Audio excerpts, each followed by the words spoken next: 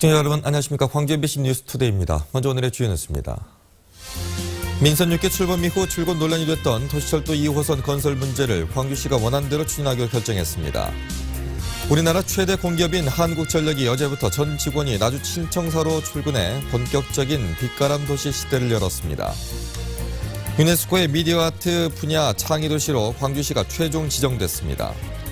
양파 가격이 연중 바닥세를 보인 가운데 농민들이 내년에도 대체할 작물이 없어서 또다시 양파를 대거 심고 있습니다. 광주와 전남 지역에 밤사이 계속해서 강풍을 동반한 첫눈이 내리고 있습니다. 대설주의보와 강풍주의보가 곳곳에서 발효되고 있는데요. 현장에 김인정 기자가 나가 있습니다. 김인정 기자, 지금 많이 추워 보이는데요. 어떻습니까? 네, 눈이 많이 내리면서 기온도 뚝 떨어졌습니다. 광주가 영하 3.6도까지 떨어졌는데요. 제가 올겨울 들어 가장 두껍게 옷을 입고 나왔는데도 지금 잠깐 나와 있었는데 몸이 떨릴 정도로 정말 많이 춥습니다. 지금까지 쌓인 눈의 양은 광주 3cm, 담양 4cm, 장성 2.5cm 등입니다. 광주와 화순, 담양과 장성에는 대설주의보가 발효되고 있고 보성과 영광 등에는 강풍주의보가 내려진 상태입니다. 다른 지역에도 바람이 많이 불면서 전남 나주와 여수, 보성 등에서 강풍 피해가 속속 접수되고 있습니다. 눈은 지금 이 시간대 가장 많이 내리고 있는데요. 도로 곳곳에 빙판길이 형성돼 차량들이 서행하고 있습니다. 출근길 조심하셔야겠습니다. 그래도 지자체가 새벽부터 제설 작업에 들어가면서 큰 도로는 비교적 정리가 됐습니다. 눈은 오늘 오전까지 이어지다가 낮에 잠깐 그치겠는데요. 오늘 밤부터 내일 새벽에 다시 내리겠습니다. 광주와 전남에는 3에서 10cm, 남해안 지역에는 1에서 5cm가 예상됩니다. 지금까지 광주 화정동에서 MBC 뉴스 김인정입니다. 출근길 조금 서두르셔야겠습니다. 밤사이 내린 눈도 쌓였고요. 여기에 계속해서 눈발이 날리고 있습니다. 현재 대부분 지역이 영하권의 기온을 보이고 있는데요. 칼바람까지 더해지면서 현재 광주의 체감 기온은 영하 8도까지 내려간 상태입니다. 출근길 가능한 한 따뜻하게 입고 나오시기 바랍니다. 눈은 어제처럼 종일 오락가락 하겠는데요. 내일까지 예상되는 눈의 양은 최고 10cm, 비로 내릴 경우에는 5mm 내외가 예상됩니다. 현재 대설주의보가 내려진 광주와 담양, 화순, 장성에서는 눈 피해 없도록 주의하시기 바랍니다. 레이더 영상 보시면 현재 북서쪽에서 눈구름대가 내려오고 있습니다. 이 시각 장성 영하 3도, 담양과 광주, 굴에 영하 4도를 가리키고 있습니다. 낮 최고 기온 장성과 담양 1도, 광주와 나주, 화순, 굴에 2도로 어제보다 10도가량 내려가겠습니다. 현재 중부지방에서는 옅은 황사가 관측되고 있는데요. 우리 지역에서도 낮까지 옅은 황사가 관측될 가능성이 있습니다. 나가실 때는 예비용 마스크 하나 챙기시는 게 도움이 되겠습니다. 지금까지 기상센터였습니다. 자, 이렇게 본격적인 겨울 추위가 시작이 됐는데요. 그런데 올해 연탄 기부량이 적어서 에너지 빈곤층 걱정이 많다고 합니다. 송정근 기자입니다. 일용직 근로자 64살 김모 씨는 갑자기 추워진 날씨에 걱정이 커졌습니다. 정부 지원도 못 받는 형편이라 연탄 한 장이 아까운데 올해는 민간단체 도움마저 뚝 끊겼습니다. 더군다나 좀 날씨가 좀 갑자기 이 앞에까지는 좀 포근해서 좋았는데 갑자기 추우니까 연탄은 떨어져가고 또 이 단체에서 후원은 안 들어오고. 김 씨에게 매년 연탄을 지원하던 민간단체도 답답하기는 마찬가지. 경기 침체로 올해 후원금이 작년에 3분의 1로 줄어 연탄이 꼭 필요한 사람들에게 연탄을 보내지 못하고 있습니다. 기초생활수급권자는 이렇게 정부에서 다달이 매월 지원금이 나오잖아요. 근데 최상위 계층은 아들이나 딸이 있다는 이유로 실질적으로 힘들지만 수급권자가 안 되잖아요. 기업이나 후원단체가 구청에 기부하는 연탄의 수량도 각 자치단체마다 사정이 다릅니다. 동구와 서구 같은 경우 지난해에 비해 연탄 기부량이 절반에도 못 미치고 있고 북구를 제외하고는 연탄 기부가 평년 수준에 머무르고 있습니다. 이러다 보니 기부량이 적은 지역에 사는 에너지 빈곤층은 연탄 지원을 받지 못할 처지입니다. 작년에 비해서는 지금 시기적으로 조금 줄어든 감은 있습니다. 그렇지만은 저 빠른 시일 내에 저희가 지금 미지원한 130가구는 지원이 완료될 것 같습니다. 정부로부터 난방 지원을 받지 못하는 소외계층은 광주에 모두 600여 가구. 싸늘해진 경기에 기부마저 줄면서 에너지 빈곤층의 겨울나기는 더욱 힘들어지고 있습니다.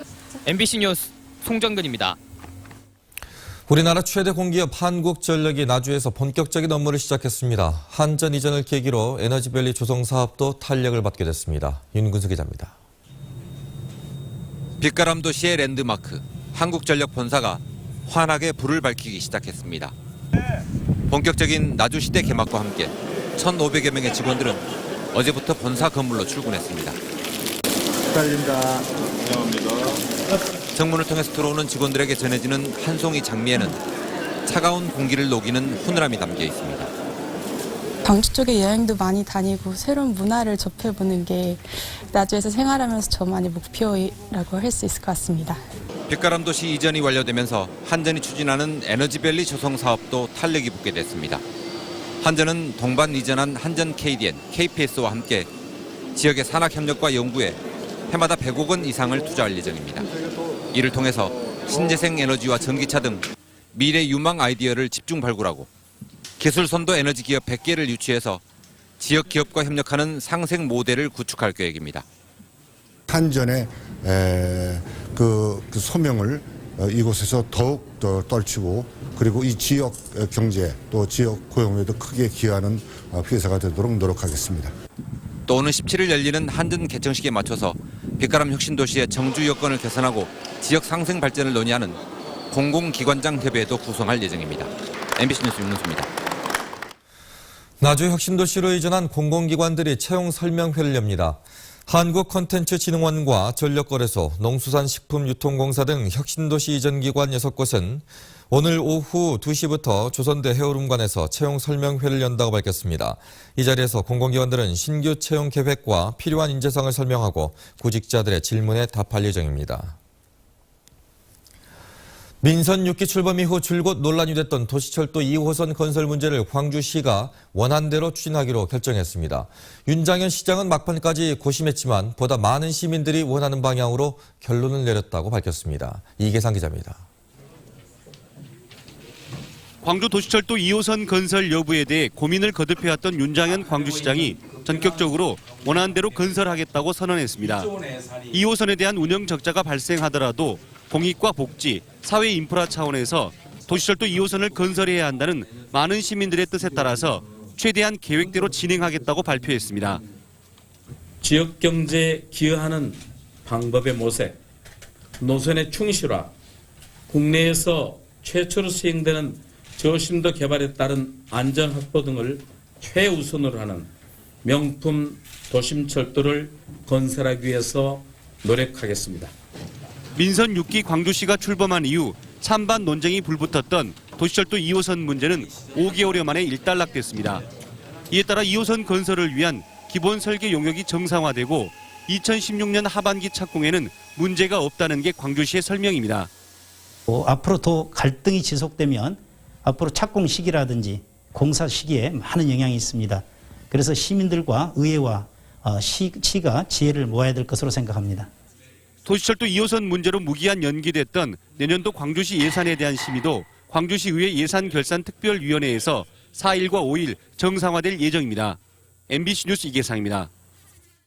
광주 도시철도 2호선을 원안대로 건설하기로 결론 내린 것과 관련해서 새정치민주연합 광주시당이 윤장현 시장의 결정을 환영한다고 밝혔습니다.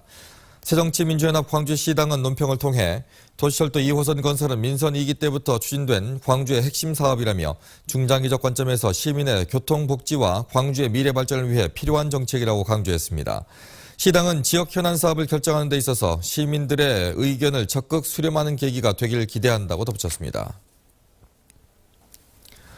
유네스코의 미디어 아트 분야 창의도시로 광주시가 최종 지정됐습니다. 광주시는 프랑스 파리에 있는 유네스코 본부로부터 이 같은 소식을 통보받았다며 문화산업 중심 도시로서의 브랜드 가치를 높일 수 있는 계기를 마련했다고 밝혔습니다. 미디어 아트 분야에서 유네스코 창의도시 가입은 국내에서 광주시가 첫 번째고 세계에서는 프랑스 리옹과 앙기엥 레뱅, 일본의 삿포로에 이어서 네 번째입니다. 창의도시 지정에 인해서 광주시는 유네스코 창의도시 공식 로고를 도시의 홍보나 교류 활동 등에 사용할 수 있게 됐습니다. 30년 만에 개방된 화순척벽이 탐방 명소로 인기를 끌고 있습니다. 화순군에 따르면 지난 10월 25일 적벽을 개방한 이후 매주 3차례씩 진행된 적벽 투어가 그동안 모두 매진됐고 누적 방문객 수는 5,000명을 넘었습니다. 방문객 가운데는 광주 전남 주민이 3,600여 명으로 가장 많았고 수도권과 영남 지역에서도 수백 명씩 다녀간 것으로 집계됐습니다. 올해 작황이 좋았던 양파는 가격이 연중 바닥을 기고 있는데 내년도 걱정입니다. 양파를 대체할 작물이 없어서 양파값 파동을 겪은 농민들이 또다시 양파를 대거 심었습니다. 양현승 기자입니다. 무안군의 한 양파밭. 땅에 덮인 비닐 위로 파란 줄기가 돋아났습니다. 올해 양파값으로 홍역을 치렀지만 농민들은 겨우내 길러 내년에 수확할 작물로 또다시 양파를 선택했습니다. 겨울작물 할 것이 없다는 거죠. 그나마 그래도 양파가 가격대가 그나마 제일 좋으니까. 농촌경제연구원 조사 결과 내년산 양파 재배 면적은 22,000헥타르. 유난히 재배가 많았던 올해 24,000여 헥타르보다는 줄었지만 그래도 평년 수준과 다름없습니다. 특히 생산량이 많은 중만생종 양파는 올해보다는 9%가 줄었지만 평년과 비교하면 2%가 증가할 것으로 예상됩니다. 겨울철 밭을 비워둘 수는 없는데 딱히 양파 대신 심을 대체 작물은 마땅치 않고 있다고 해도 농민들에게 강요하기가 어렵습니다. 겨울 보리가 아무리 잘 돼도 양파값이 바닥을 기는 것만 못하고 양파처럼 값이 안 좋은 배추를 심기도 쉽지 않기 때문입니다. 행정에서 이 품목을 심어라 하고 권장하기는 그러냐면 그게 바닥 났을 때는 전부 행정의 책임이지 않습니까? 또 앞으로 양파 작황의 희비를 가르는 기상 상황은 누구도 예측하기가 어려운 상태. 적정 면적 재배의 필요성은 농민과 농정당국 모두 공감하고 있지만 누구도 뾰족한 방법은 내놓지 못하고 있습니다. MBC 뉴스 양현승입니다.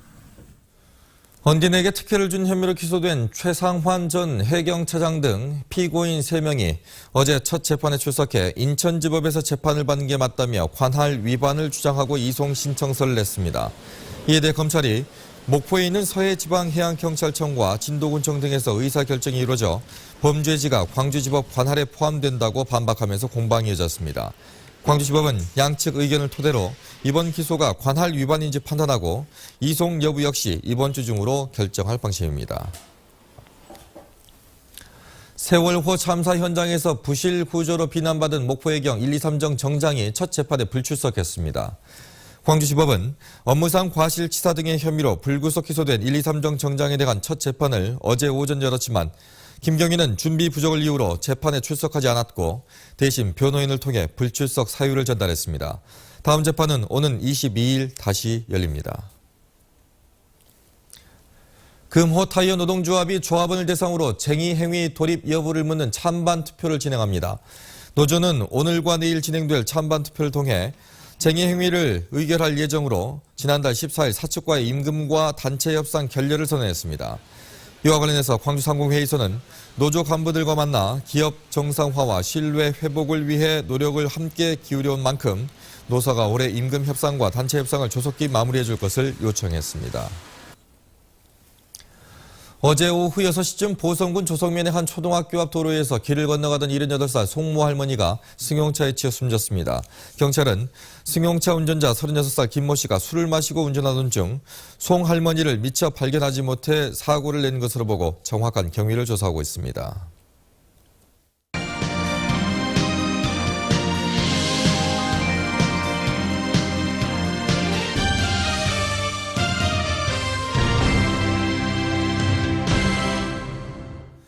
민영화된 광주은행이 임원급 절반의 사표를 수리하는 등 대규모 인사를 단행했습니다.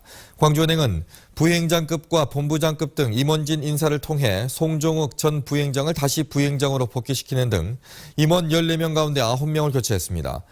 대규모 인사에 대해서 유보적인 입장을 밝혀왔던 김한 행장이 취임 닷새 만에 전격적인 인사를 실시해 지점장급 이하 인사에도 관심이 모아지고 있습니다.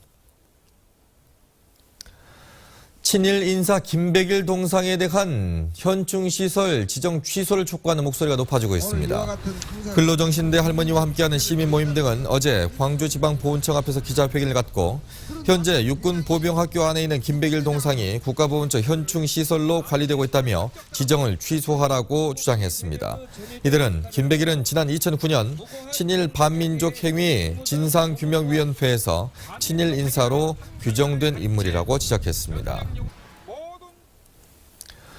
빛골혁신학교 학부모 네트워크가 광주시의회 유정심 교육위원장을 찾아가 예비혁신학교 예산 삭감에 대해 항의했습니다.